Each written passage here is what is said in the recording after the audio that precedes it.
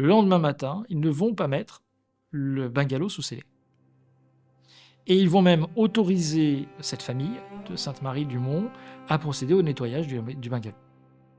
Donc il faut imaginer, nous avons une scène de crime à 1h08 du matin, et le lendemain matin, fin de matinée, vous avez 3 dames qui vont, avec des seaux, des serpillères, nettoyer le bungalow, alors qu'une instruction judiciaire est ouverte.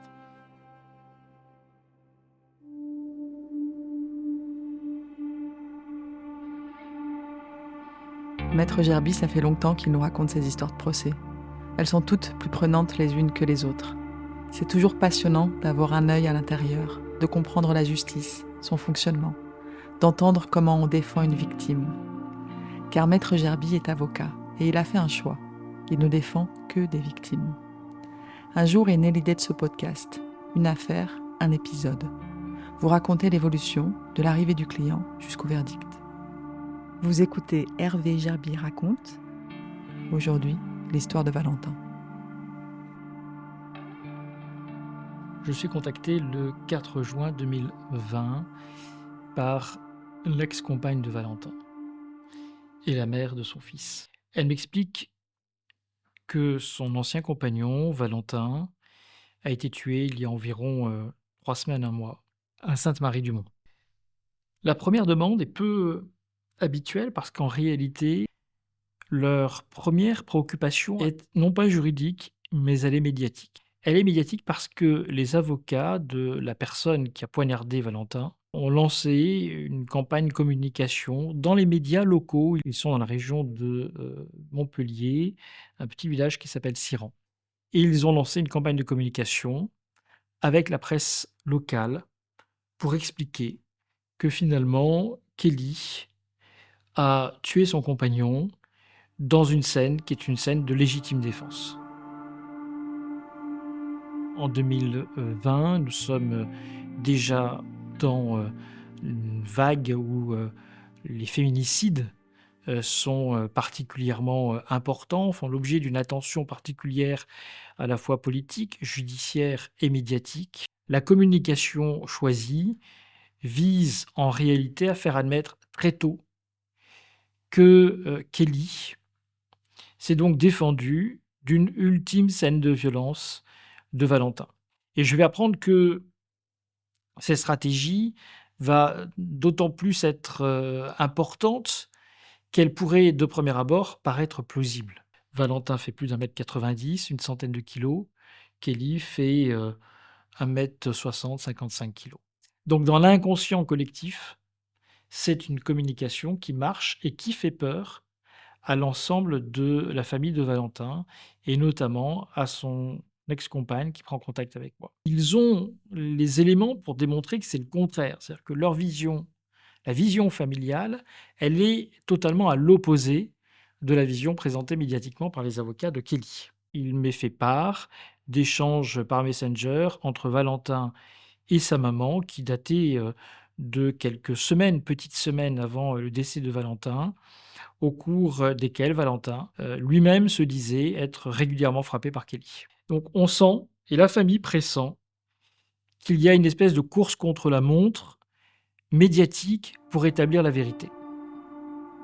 Je réponds en étant abreuvé de tout le parcours de Valentin et puis surtout de clichés photographiques qui me paraissent à ce moment-là bien correspondre à l'idée que je me fais de ce jeune homme tel qu'il m'a été décrit, notamment par son ex-compagne. J'ai une photographie que je vais décider d'utiliser. On y voit Valentin avec son fils, dont le visage est masqué. Il est un petit peu de dos. C'est un fils qui a 4 ans. Ils sont tous les deux au bord d'une rivière et ils sont à la pêche. C'est l'image de Valentin. Valentin, c'est un saisonnier.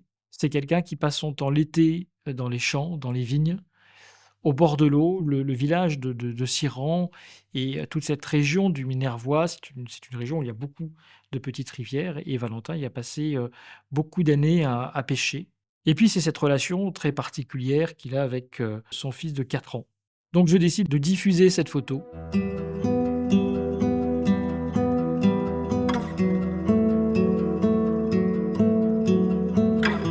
Au-delà au-delà de cet aspect médiatique, il y a une instruction. Un juge d'instruction est saisi et nous allons préparer cette instruction comme je le fais, comme nous le faisons habituellement au cabinet, c'est d'essayer d'être le plus actif possible, concourir à la manifestation de la vérité avec toutes les armes que nous donne le code de procédure pénale, la possibilité de demander des auditions, la possibilité de demander des expertises, des contre-expertises, etc. Le premier acte pour avoir accès au dossier, c'est l'audition des parties civiles. Et donc je vais immédiatement demander à ce que le juge d'instruction entende l'ex-compagne, qui est aussi représentante légale du petit Georges, le fils qu'elle a eu avec Valentin, et le père et la mère de Valentin. Rendez-vous est pris, ils vont être auditionnés, et ça me permet de découvrir encore un peu plus qui est bien évidemment Valentin, mais aussi qui sont mes clients. C'est-à-dire que face au juge d'instruction, j'ai un rôle à la fois passif, puisque ce n'est pas moi qui pose les questions, mais j'ai aussi un rôle d'observateur attentif à ce qui se dit pour essayer de comprendre la dynamique de cette famille qui est une famille éclatée. Le père et la mère sont séparés depuis très longtemps, même s'ils habitent toujours le même village. L'ex-compagne de Valentin permet de faire en sorte qu'ils aient toujours des relations tous les deux parce qu'il y a leur petit-fils commun, Georges, qui est là. Et je vais tout de suite me faire mon idée de qui sont mes clients. Elle pose les personnages, et le premier personnage qui est posé, c'est l'absent, c'est Valentin.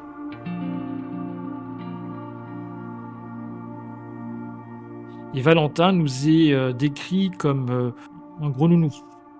Quelqu'un qui est effectivement physiquement plutôt imposant, mais qui apparaît comme étant extrêmement gentil avec son entourage, toujours prêt à rendre service, un amoureux de la nature, quelqu'un qui est capable de se débrouiller tout seul quand il est en forêt. Il peut passer plusieurs jours en forêt tout seul. Il est en symbiose totale avec la nature et il a un mode de vie qui est celui qu'il a choisi, qui est d'être donc un saisonnier, l'hiver en station à la montagne et puis l'été plutôt dans les bois, dans les champs.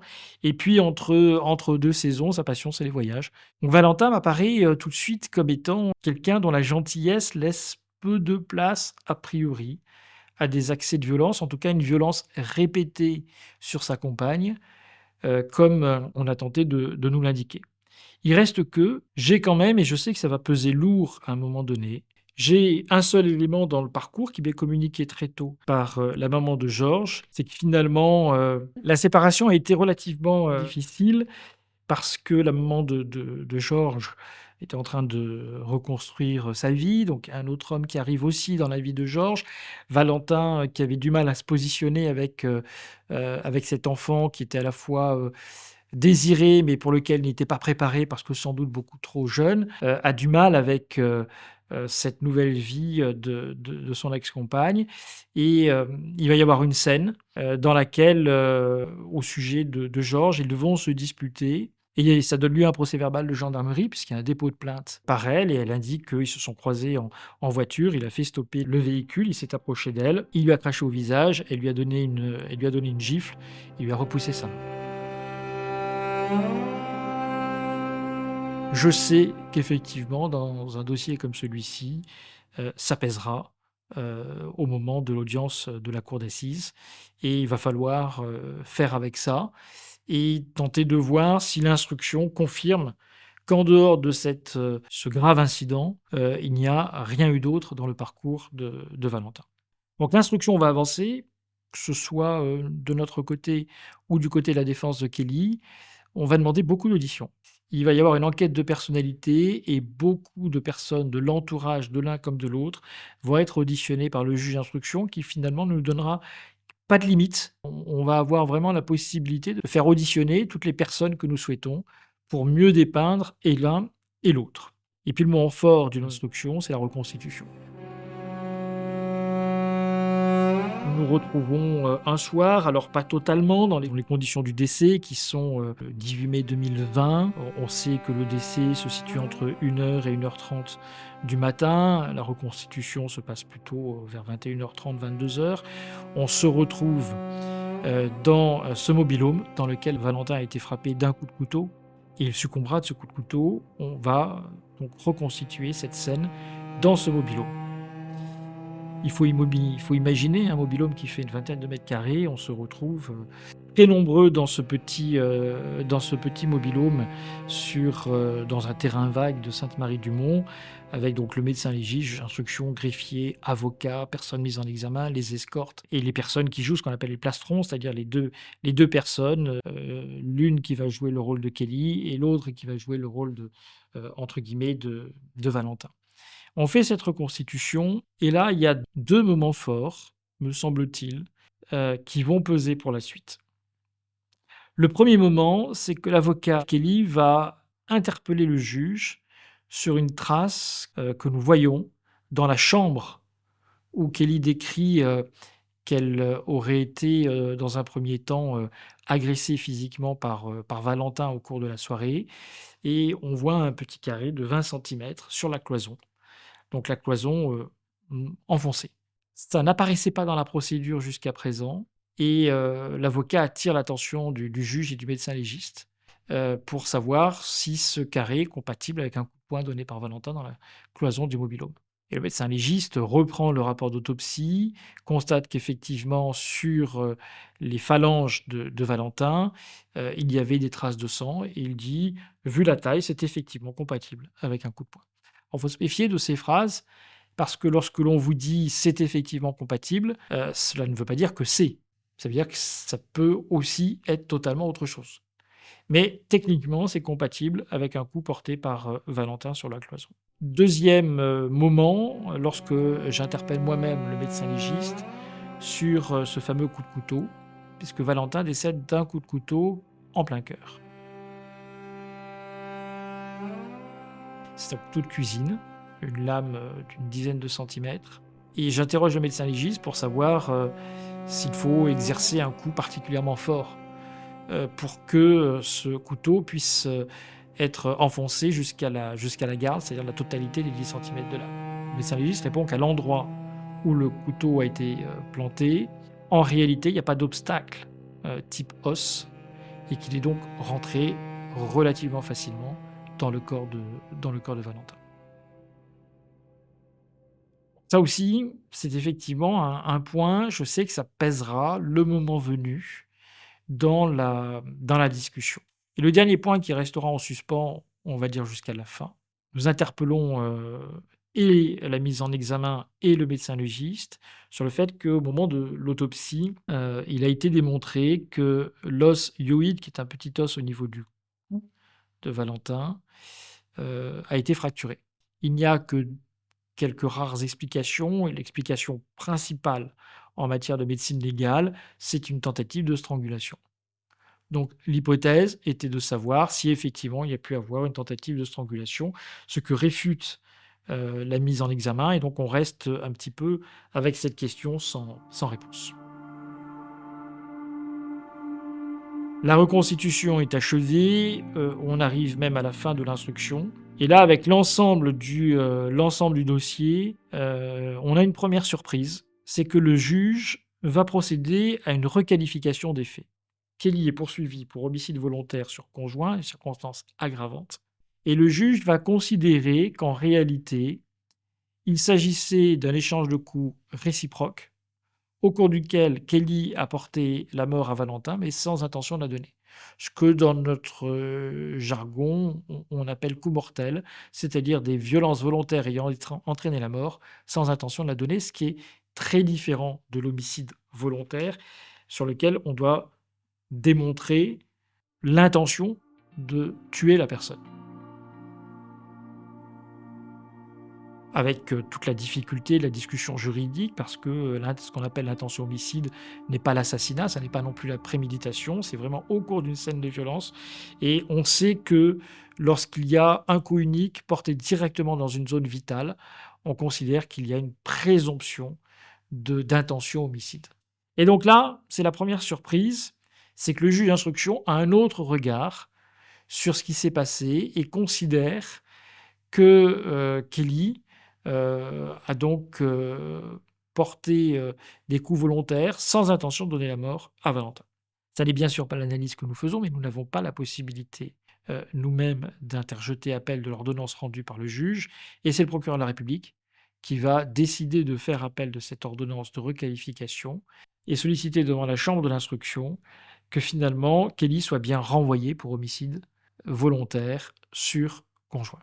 Le dossier est renvoyé pour être jugé devant la cour d'assises et l'audience va donc se tenir le 19 février 2024. Nous sommes donc à 4 ans des faits. Donc nous arrivons devant la salle de la cour d'assises, 3 magistrats professionnels et 6 jurés qui sont tirés au sort, avec 2 jurés suppléants. Et là, le premier acte, c'est la composition, bien évidemment, des jurés. Nous sommes sur des violences entre un homme et une femme. J'ai une composition qui, qu'on le veuille ou non, nécessairement, joue. Sur les 3 magistrats professionnels, j'ai 2 femmes qui composent déjà le jury. Et puis au tirage au sort, le procureur et l'avocat de la défense peuvent récuser. Ils ne vont pas s'en priver. Ils vont récuser, si bien que nous arrivons ou sur une composition d'un jury comprenant 9 jurés, 6 de ces jurés sont des femmes. Je refais un schéma de mes jurys et je remets l'âge et la profession de chacun des jurés. Parce que cela va me permettre, au moment où je plaide, d'essayer de n'oublier personne. Parce que lorsque l'on plaide, on s'adresse d'abord à ceux qui vont juger. Et donc il faut tenter dans cet exercice difficile de pouvoir parler à tout le monde et d'avoir un discours qui soit accessible à tous. Donc nos jurés sont composés, on s'apprête donc à passer ces 5 jours d'audience qui vont débuter par la personnalité de l'accusé. On commence toujours une session de cour d'assises par la personnalité avant d'aborder les faits. Et les premiers à en parler, ce sont les parents de Kelly. Les parents de Kelly viennent à la barre, ils vont dépeindre, nous le savons, quelqu'un dont l'image s'approchera, en tout cas à leurs yeux, presque de la perfection. C'est logique, je ne pose que très rarement, exceptionnellement, des questions aux parents qui viennent témoigner pour leur enfant, parce que c'est quelque chose d'horrible. Bien évidemment qu'on pense, nous, à ceux qui ont perdu Valentin, mais je mesure aussi la difficulté que peuvent avoir des parents à venir témoigner lorsque, à 10 mètres d'eux, se trouve derrière un box leur enfant qui est accusé d'un meurtre et qui est susceptible de passer encore quelques années en prison. Donc bien évidemment que quand ils arrivent à la barre, on a nécessairement un discours sur la personnalité qui est édulcoré de tout ce qui est négatif. Donc pour ce procès-là, on n'échappe pas à la règle. On a une Kelly qui est présentée plutôt sous son meilleur jour. Ce qui est intéressant, c'est qu'on a aussi un petit peu des bribes de la façon dont ça se passe dans ce petit village de Siran, où les 2 familles cohabitent. C'est 700 habitants, Siran. Les 2 familles habitent à Siran et depuis 4 ans ne se sont jamais croisées. Il est fort probable qu'un jour elles vont se croiser. Donc la première des choses pour un avocat, c'est de ne jamais oublier ça dans la façon dont il va aborder les faits, dont il va construire sa plaidoirie. C'est qu'après le procès, il y a des vies qui vont continuer. Donc il ne faut pas hypothéquer l'avenir. Donc je suis très attentif à ce que me décrivent ces 2 parents, à la fois de Kelly et de leur vie aussi dans ce petit village de Siran, pour me faire une idée de ce que sera leur vie d'après, et forcément la vie d'après de mes clients. Donc on y va sur la personnalité, bien évidemment l'entourage, donc les parents, la famille, les amis viennent parler de Kelly. Puis après on va aborder l'aspect plus objectif. Et donc l'aspect plus objectif, c'est l'enquête de personnalité qui est réalisée par ce qu'on appelle une enquêtrice de personnalité, quelqu'un dont c'est le métier, qui va auditionner tout un tas de personnes, qui va essayer de tracer la vie de l'école, de l'enfance, jusqu'au moment du passage à l'acte de l'accusé. Et c'est intéressant puisque nous savons dans cette enquête de personnalité que Kelly a fait plusieurs séjours en milieu psychiatrique. Nous savons qu'elle a eu beaucoup d'actes auto-agressifs. Nous savons qu'elle est décrite comme étant elle-même agressive, avec des relations. Alors, les relations avec les petits amis, on sait peu de choses parce que finalement, on a l'impression qu'avant Valentin, il n'y a pas eu de difficulté. Ce qui peut faire dire que lorsqu'on parle d'un couple éventuellement toxique, c'est que pour qu'il y ait une alchimie, il faut qu'il y ait les 2 produits ensemble et pas un seul. Et ça nous donne un petit peu cette impression-là. Donc on a une enquête de personnalité qui va être appuyée par la déposition en visioconférence du médecin psychiatre, le docteur Danet. C'est un moment fort parce que lui doit d'abord dire est-ce que l'accusé au moment des faits avait pleinement son discernement ou est-ce que ce discernement était aboli ou altéré par une pathologie mentale. Réponse à laquelle l'expert psychiatre répond non, il y avait un discernement qui était complet, donc non, il n'y avait pas d'altération du discernement ou d'abolition du discernement. Deuxième question à laquelle il doit répondre, ce sont les questions de dangerosité. Dangerosité psychiatrique, dangerosité criminologique. Donc dangerosité psychiatrique, c'est lié à l'existence d'une pathologie, on sait qu'il n'y en a pas, donc il n'y a pas de dangerosité psychiatrique. En revanche, la question de la dangerosité criminologique, c'est, si je schématise, est-ce que placé dans des circonstances analogues avec quelqu'un d'autre, Kelly serait susceptible de passer à nouveau à l'acte? Et à cette question-là, il répond oui, pour lui, il y a une nécessité de soins, et il nous décrit Kelly comme étant une personnalité dite borderline, c'est-à-dire quelqu'un qui va être très impulsif, qui est capable de passer d'un instant à un autre, d'une tranquillité à tout d'un coup une impulsivité verbale, mais aussi gestuelle, qui peut être très forte, en fonction des contrariétés qu'elle peut avoir. Et c'est ce qui fait la dangerosité criminologique des personnes borderline, c'est cette surprise permanente qu'on peut avoir dans le relationnel. On ne sait pas à quoi s'attendre, cette impulsivité peut se manifester à n'importe quel moment et avec des formes extrêmement violentes.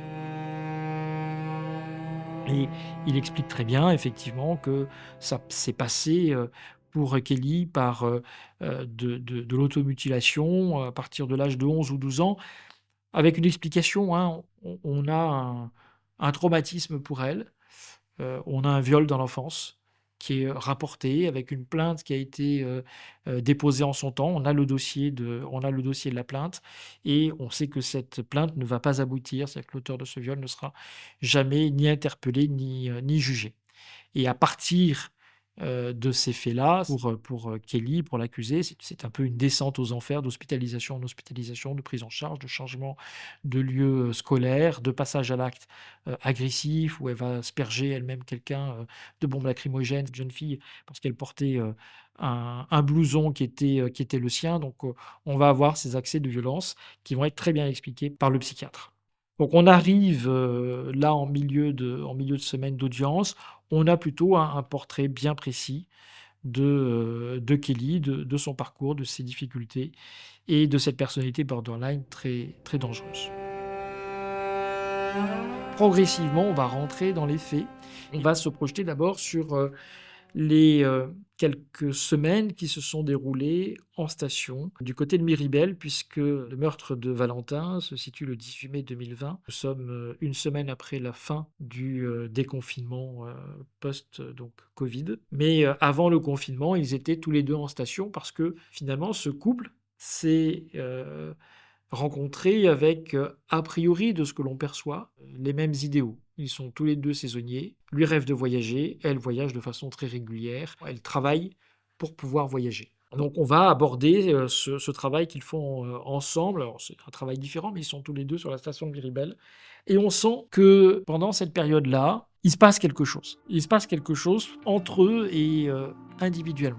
Les témoins rapportent des scènes de violence, d'alcoolisation massive réciproque, de l'un comme de l'autre, d'usage de stupéfiants, alors des choses qui étaient assez connues, et puis des appels et des interventions des forces de l'ordre au domicile de Valentin et de Kelly. Les choses m'apparaissent à moi en tout cas, beaucoup plus opaques que ce que ça semble apparaître à la cour.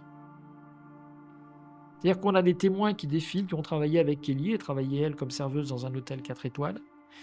Et ces témoins viennent dire, mais nous, on a vu Kelly en station, on l'a vu régulièrement, on l'a vu venir avec des traces au cou, on l'a vu venir avec des griffures. Un jour, elle s'est absentée pendant 3 jours et on l'a revue avec des griffures. Oui, sans doute, mais je me dis que tous ces témoins sont dans l'incapacité de dire quand, précisément, ils ont vu Kelly avec des blessures. Aucun n'est en capacité de situer. On ne sait pas si c'est une même blessure qui a été vue par plusieurs témoins en même temps ou s'il y a eu plusieurs blessures pendant ce séjour-là.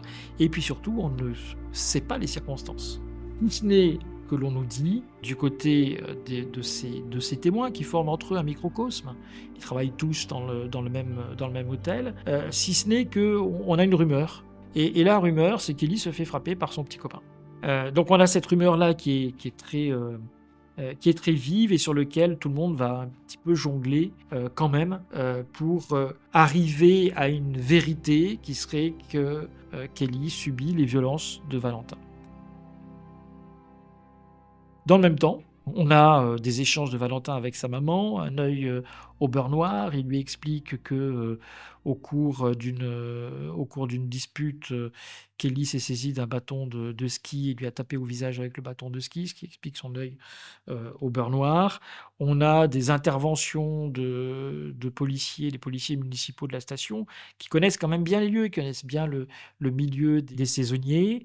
Et notamment une policière municipale qui, dans sa déposition de l'époque, dit, on est avant le meurtre, dit au moment où j'arrive, on nous évoque une scène d'une dispute entre Kelly et Valentin. Je suis accueilli par deux jeunes femmes qui disent qu'elles ont entendu des éclats de voix et c'est sans doute Valentin qui frappe Kelly, mais elles ne l'ont pas constaté et elles n'ont jamais vu Valentin frapper Kelly. Mais pour elles, s'il y a des éclats de voix, des excès de voix, ce mètre 90 contre ce mètre 60, c'est nécessairement lui qui frappe. Et les policiers interviennent, et la policière intervient avec ça. Et elle, dans sa déposition, elle dit je me suis vite rendu compte qu'en réalité, c'était pas du tout ce qui se passait, c'est qu'il y avait une victime, c'était bien Valentin.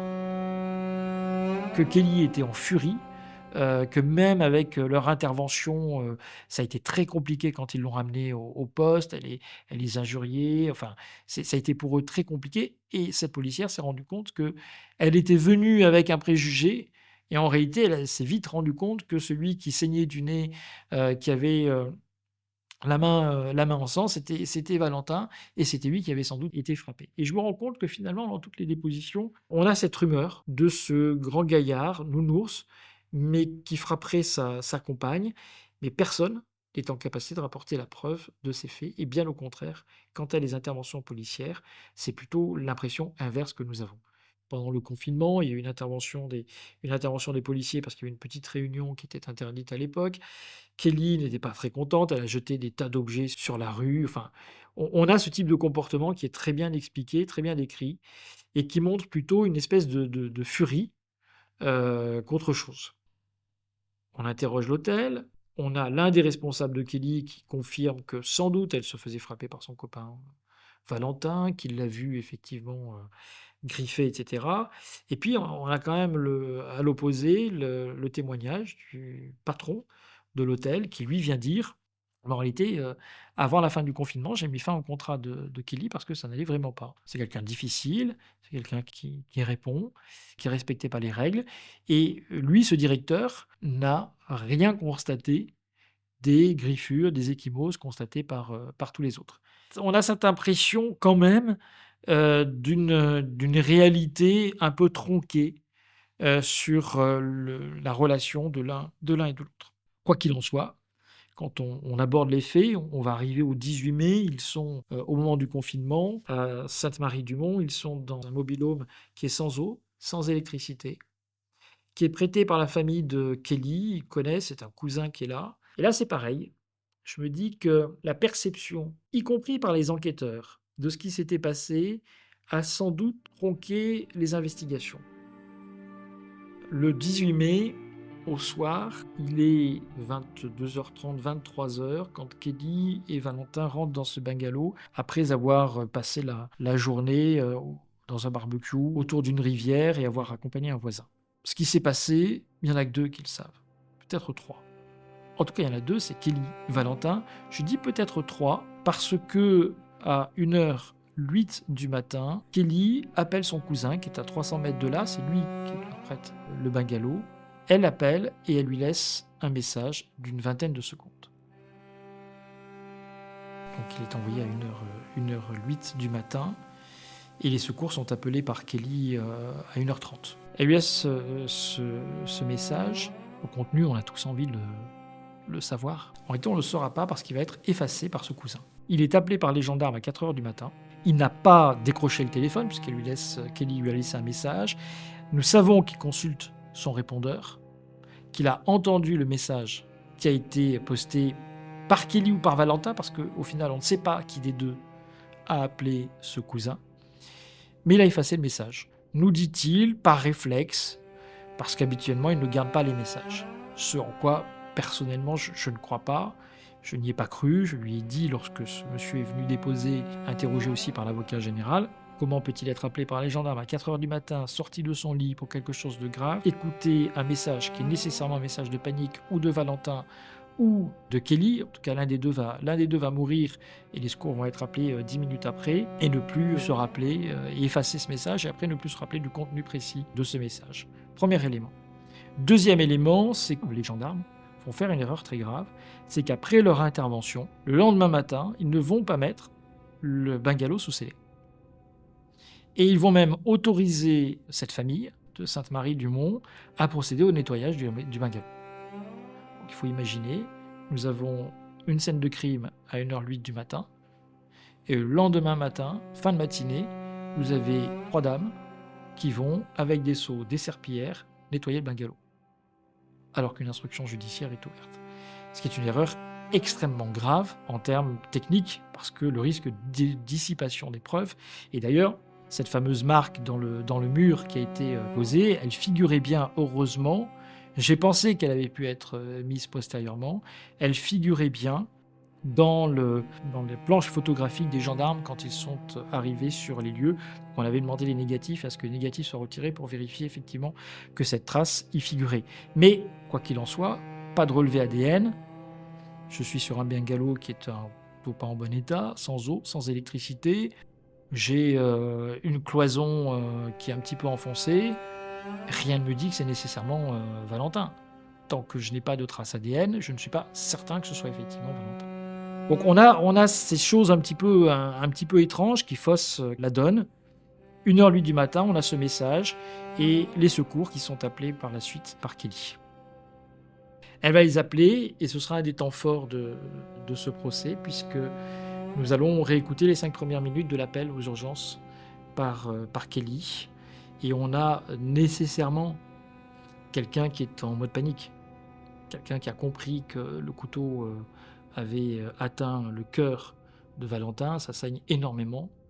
Et on va lui demander de faire un massage cardiaque pendant environ 50 minutes, le temps que le SAMU arrive sur les lieux. Et donc on a tout l'enregistrement audio. Et pendant tout ce temps-là, il va faire un massage cardiaque. Mais en droit, ce qu'on appelle le repentir tardif, c'est-à-dire l'acte est passé, le repentir tardif n'est pas un signe de non-intention. Ça ne compte pas, le repentir tardif. On peut avoir voulu tuer quelqu'un dans un acte de colère, et pour autant, une fois que c'est fait, avoir le repentir et tout faire pour que la personne s'en sorte. Ça ne compte pas, la sanction est en tout cas la même. Mais c'est un moment fort, comme on peut en avoir en cour d'assises. Donc on est sur les faits, le médecin légiste vient, on lui repose les mêmes questions, on a toujours aussi cette question sur l'os hyoïde, ce fameux os au niveau du cou. Surprise de la cour d'assises, le médecin légiste vient témoigner ce qu'il n'avait pas dit au moment de la reconstitution. Il vient dire « Moi je fais l'autopsie, je vois cette fracture, mais elle doit être confirmée par un examen anatomopathologique. » Sauf que personne n'a demandé l'examen anatomopathologique. Donc dans l'incapacité de pouvoir dire que cette fracture de l'os hyoïde existait réellement. C'est-à-dire que pendant toute l'instruction, on a cette fracture qui pèse comme étant peut-être le signe d'une tentative de strangulation de Kelly sur Valentin. Et à la barre, le médecin légiste vient dire « Mais si ça n'est pas confirmé par une analyse anatomopathologique, je ne peux pas dire scientifiquement qu'il y avait vraiment une fracture de l'os hyoïde. » Moi, avocat, je suis obligé de le faire avec la vérité scientifique. Je ne peux pas dire qu'il y a eu tentative de strangulation dès lors qu'on ne peut pas prouver la certitude de la fracture de l'os hyoïde. Donc là aussi, c'est un élément qui vient peser sur l'idée que nous nous faisons et qui alimente quand même la stratégie, on va dire, de la défense de Kelly. Et il va falloir qu'elle s'explique. Parce qu'après, on passe à l'interrogatoire de l'accusé qui doit s'expliquer sur les faits, qui vient décrire une scène comme elle avait pu le décrire dans l'instruction, c'est-à-dire une première scène de violence dans la chambre de ce petit bungalow où elle aurait été saisie par Valentin, qui l'aurait jetée au sol, qui expliquerait ses rougeurs dans le dos parce qu'il y avait de la moquette et qu'elle était en petite tenue. Et puis après, elle décrit, après cette première scène, dans ce petit bungalow de 20 mètres carrés, que Valentin s'en va. Il va dîner, commencer un dîner, très tard. On n'a pas de repère temporel, c'est-à-dire qu'on ne sait pas précisément à quelle heure tout cela se passe. Nous ne savons pas entre les deux scènes combien de temps il se passe. On ne sait pas combien chaque scène va durer. Nous n'en avons aucune idée parce qu'elle est dans l'incapacité de donner toutes ces précisions. Et donc, il y aurait ce temps dont elle vient dire finalement ce jour-là, ce qui était un petit peu nouveau, qu'il y a eu un moment de flottement qui a duré un quart d'heure où Valentin ne savait plus trop quoi faire parce qu'il aurait exercé des violences sur elle. Elle ne savait plus trop quoi faire. Et elle va pour partir dans le noir, vers 1h15 du matin. Elle va pour partir et lui la retient, la prend par le bras, la jette sous la table du bungalow, la table de la cuisine. Et elle se relève, saisit la première chose qu'il y a sur la table, c'est un couteau, lui demande de se calmer. Il aurait fait une tentative pour s'avancer vers elle, elle lui aurait dit d'arrêter, et n'arrêtant pas, elle lui aurait donc planté ce coup de couteau. Voilà la scène qu'elle décrit, qui est une scène très difficile à soutenir. D'ailleurs, la maman de Valentin va faire un malaise. On va avoir quasiment 1h30 de suspension d'audience. L'arrivée des SAMU, elle sera transportée au SAMU et ne finira pas. L'audience ne viendra que pour la toute fin, le lendemain, pour le moment du réquisitoire de l'avocat général. Donc on a beaucoup de tension dans cette scène, beaucoup d'incompréhension. J'essaie de questionner véritablement Kelly pour qu'elle nous explique aussi comment est-il possible que dans cette scène qu'elle nous décrit d'une violence très importante de la part de Valentin, eh bien on a un autre indice, c'est qu'aux alentours d'1h22, leur seul téléphone consulte la page Netflix. Et j'essaie de comprendre comment dans une scène de violence telle qu'elle nous décrit, on peut avoir une consultation pour visionner une série Netflix. On n'a manifestement pas de réponse. Voilà telles que les choses telles qu'elles sont décrites. Et finalement, mon idée à moi, qui vais plaider en tant que partie civile le premier avant l'avocat général, mon idée, elle est sous plusieurs ordres. D'abord, il faut resituer les enjeux. Et les enjeux pour moi, ça n'est pas tant les parents de Valentin, c'est plutôt Georges, c'est le fils. Parce qu'il va falloir lui amener une vérité à un moment donné, une vérité judiciaire ou une autre vérité. Mais il faut aider à la construire. Donc mon objectif, c'est de mettre Georges au centre de ma plaidoirie. Deuxième objectif, c'est de mettre Siran au centre de ma plaidoirie, puisque Siran est le lieu commun où tout le monde réside. Je vais donc parler de Siran, je vais donc parler de Georges et de son papa et entamer ma plaidoirie sur les plaines du Minervois, du village de Siran jusqu'au domaine viticole qu'a l'ex-compagne de Valentin et où habite Georges. Donc je les mets au centre. Et puis après, c'est d'essayer d'amener des éléments de réponse qui nous manquaient. L'un des éléments, j'en ai pas discuté, mais pendant tout le temps, l'autre stratégie de défense de Kelly Laboire était de dire que nous n'avons pas été conjoints. C'est-à-dire que nous étions des amis-mours, comme on dit. C'est-à-dire que nous avions des relations intimes de temps en temps, mais on était des amis. Et rien de plus. Voilà. Donc ce terme d'ami-mour qu'elle a utilisé plusieurs fois, qui est utilisé à dessein parce que en cas d'homicide, il y a une circonstance aggravante lorsque l'homicide est fait par le conjoint. Donc il y a une véritable stratégie qui est vraiment très tôt entre la légitime défense, le fait de dire qu'il n'y a pas de relation de conjoint entre l'un et l'autre, elle est restée sur cette stratégie-là. Donc je vais amener les éléments de réponse sur est-ce que, oui ou non, ils ont formé un couple. Donc les projets, un certain partage économique et une vie qui est quand même dans leur mode de vie, d'une certaine forme de stabilité. On peut être saisonnier, travailler dans différents endroits et en même temps avoir une vie affective de quelques années, même très courte, 1 an, 2 ans, stable. Et ça suffit à dire qu'il y a une relation de conjoint. Le deuxième élément qu'il fallait débattre, est-ce que Valentin, de façon habituelle, portait des coups à Kelly ? Donc j'ai amené tous les éléments pour démontrer que, selon moi, en réalité, nous étions tous, et je dis tous, y compris les enquêteurs. Parce que je crois que lorsque les enquêteurs disent « vous pouvez nettoyer le bungalow », je me demande si pour eux, les choses n'étaient pas un peu pliées dans leur tête. Cette petite dame de 1m60, nous on l'a vu coucher ce grand gaillard de 1m90, elle toute petite qui nous a accueillis en culotte parce qu'elle s'était dévêtue, parce que pendant le message cardiaque, elle avait eu chaud en plein été, et les a accueillis comme ça en mode panique. Et en fait, je crois que c'est un peu à l'image de cette policière municipale qui était arrivée sur les lieux et qui s'était dit « la victime, c'est pas celle qu'on croit ». Et j'ai donc tâché de démontrer qu'il y avait une relation toxique, c'est évident, qu'il pouvait y avoir de la violence verbale, c'est évident, mais que j'avais le sentiment que Valentin se défendait beaucoup plus que ce qui n'était l'auteur. Troisième élément, c'est cette dernière scène, et est-ce qu'on peut penser qu'il y a eu une légitime défense de la part de Kelly Laboire ? Cette stratégie qui consiste à dire qu'elle a été victime régulière, si ça paye, la légitime défense peut fonctionner. Si elle fonctionne, elle est acquittée. Elle ressort libre du box des accusés, et c'est une toute autre vérité judiciaire pour l'ensemble de la famille. Donc je vais m'atteler à démontrer les incohérences de cette scène, ce fameux message dont on ne connaîtra pas la portée. Donc, il y a 2 personnes qui emportent un secret avec elle. C'est Kelly, l'accusé, c'est assez classique, mais c'est aussi ce fameux cousin qui a écouté le message. Cette fameuse consultation de Netflix, ce moment où elle a avoué à la cour d'assises qu'il y a eu peut-être un quart d'heure où lui-même, Valentin, ne savait pas trop où il était. Et moi, j'ai le sentiment qu'en réalité, c'est pas lui qui a tenté de la retenir. Parce que dans les drames, il faut parfois retrouver les scènes originelles. Nous savions qu'à un moment donné, dans leur relation, dans une des scènes qui est décrite par l'un des témoins, c'est qu'à chaque fois, Kelly dit « je vais partir » et Valentin la pousse à partir, mais elle revient. C'est toujours elle qui finit par revenir et c'est toujours Valentin qui lui dit « pars, va-t'en, allez, out, ciao, bonsoir ». Il y a des messages, des échanges par Messenger ou par SMS entre eux où on voit que c'est toujours ça. C'est toujours lui qui lui dit, après une scène où elle a été violente, « je veux plus te revoir, ciao, au revoir, c'est fini entre nous ». Et elle finit, à quelques jours ou 15 jours après, elle finit de toute façon par revenir. Et il y a une scène comme ça, où ils se disputent et où il la laisse une nuit, vers 2h du matin, ils sont en voiture, et il la laisse au bord du chemin. Elle est pieds nus, il s'en va.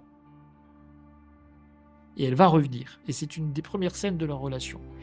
Et moi, j'ai un peu le sentiment qu'à Sainte-Marie-du-Mont, le 18 mai, aux alentours d'1h15, il y a eu une ultime scène de violence.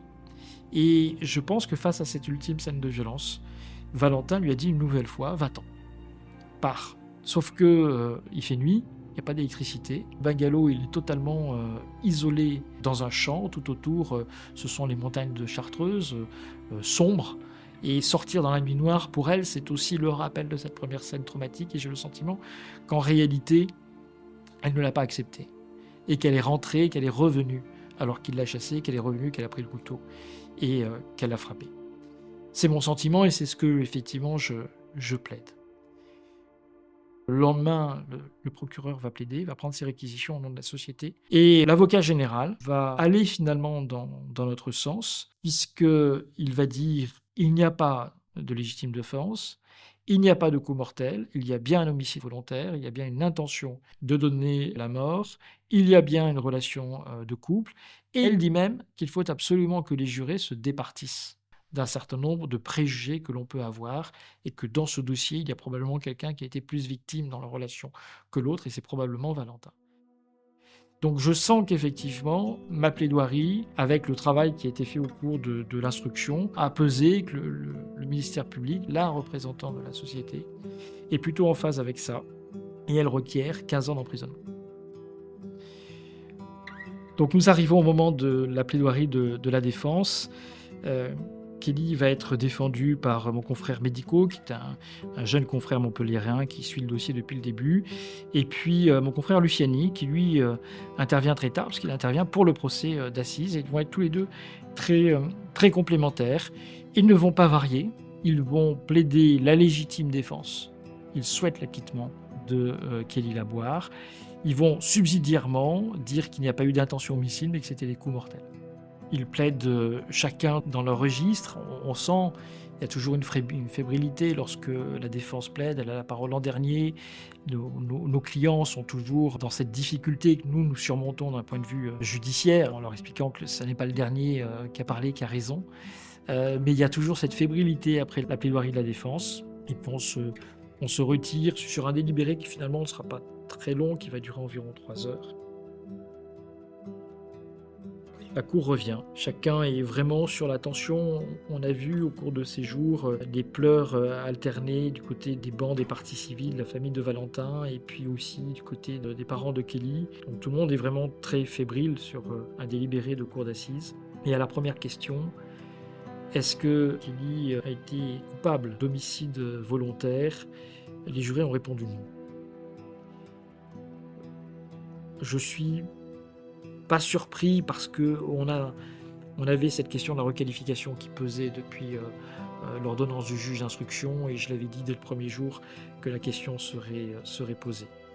Deuxième question, est-ce qu'il y a une légitime défense? La réponse, elle est non. Donc l'argument de légitime défense, selon lequel il y aurait eu une riposte proportionnée à une terrible agression de Valentin, tombe totalement. En revanche, et au même titre que la magistrate juge d'instruction avait pu faire cette analyse, la cour d'assises retient que Kelly a donné la mort sans intention de la donner. Il y a donc une ultime scène de violence dont la cour ne dit pas qui en est à l'origine, mais elle se traduit par des coups mortels portés par Kelly sans intention de donner la mort. Elle est condamnée à 10 ans, qui est une peine pour cette qualification qui reste une peine lourde. Elle a fait 4 ans, au vu des incidents, très nombreux incidents, en détention avec ses co-détenus. J'ai le sentiment qu'elle ne bénéficiera pas de toute façon des remises des peines et qu'elle ira assez loin dans ses 10 ans d'emprisonnement. Il y a un grand soulagement de part et d'autre. Alors, est-ce que ça veut dire que c'est un bon verdict? Je ne crois pas. En tout cas, il y a un soulagement. On peut tourner cette page-là. Pour ma part, je garde quand même à l'esprit que même si nous avons déjoué ce risque qui pesait de la légitime défense et d'un acquittement, même si nous avons fait un travail pour inverser une certaine forme d'a priori que l'on pouvait avoir sur ce dossier, à tel point que l'avocate générale en a été elle-même convaincue et porteuse d'ailleurs vis-à-vis de la cour d'assises, et s'est réapproprié ce combat que l'on doit faire dans la justice contre les préjugés. J'ai quand même le sentiment que l'a priori de l'auteur de violence, lorsqu'il s'agit d'un homme grand, costaud, face à une femme menue, je pense que ça a quand même nécessairement joué. C'est une question d'inconscient collectif, et l'inconscient parle parfois plus fort que ce que l'on souhaiterait. Voilà, attention. Sur cette affaire-là, chacun va se faire sa vérité. Il y a une vérité judiciaire, et puis il y aura la vérité que je raconterai bientôt à Georges, que j'ai prévu d'aller voir. Je l'aiderai à se forger sa réalité, sa vérité, à partir de cette vérité judiciaire-là, qui, après tout, est une vérité parmi d'autres vérités possibles. Mais sans doute faut-il être prudent et se dire que le combat permanent de la justice, c'est quand même de surmonter notre vision, nos préjugés, nos a priori, et de faire ce travail de façon incessante. C'est aussi ça, rendre une bonne justice. C'est déjà de savoir, dans un premier temps, que on peut être victime soi-même de ses a priori et de ses préjugés. C'est d'en avoir conscience et de faire un travail le plus objectif possible pour les surmonter.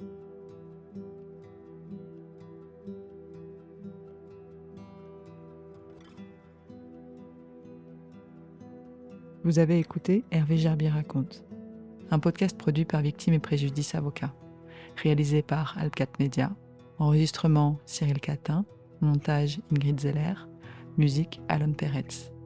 À bientôt.